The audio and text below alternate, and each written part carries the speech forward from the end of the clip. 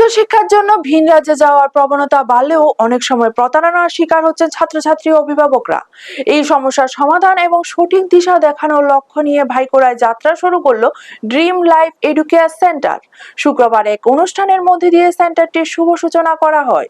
প্রদীপ প্রজ্বলন ও ফিতা কেটে উদ্বোধন করেন জোলাইবাড়ি বিদ্যালয় পরিদর্শক বিকাশ দেবনাথ।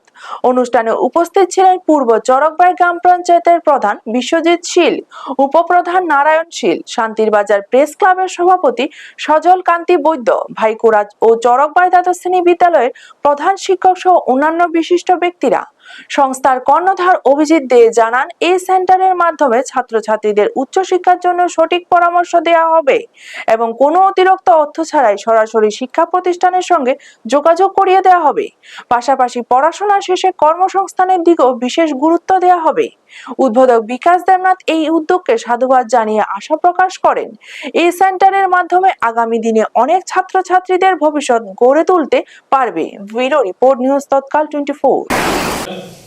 আজকে দক্ষিণ ত্রিপুরার ভাইকোড়াতে আমাদের নতুন অফিসের শুভ দ্বারোদ্ঘাটন। আমাদের এডুকেশনাল কনসালটেন্সি, আমরা হায়ার স্টাডির জন্য স্টুডেন্টদের 12-এর পরে, মাধ্যমিকের পরে প্যারেন্টসদের সাথে কথা বলি, স্টুডেন্টদের সাথে কথা বলি, ওরা যাতে একটা সঠিক গাইড পায় ভর্তির জন্য, কোন ইউনিভার্সিটি ভালো হবে, কোন কলেজ ভালো হবে, এই বিষয়ে আমরা ওদেরকে কনসাল্ট করি।